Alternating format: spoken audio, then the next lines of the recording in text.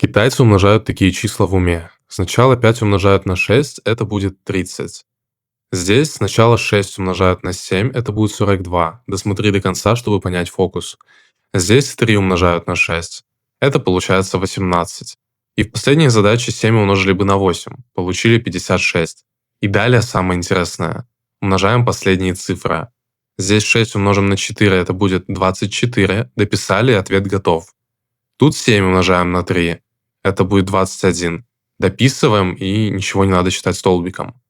Здесь 6 умножим на 4, мы уже это делали, получилось 24. Готово. И последний. 8 умножаем на 2, получаем 16. И ничего сложного в этом нет. Видите, такие фокусы делают математику интересной. Но без школьной базы не будет результата.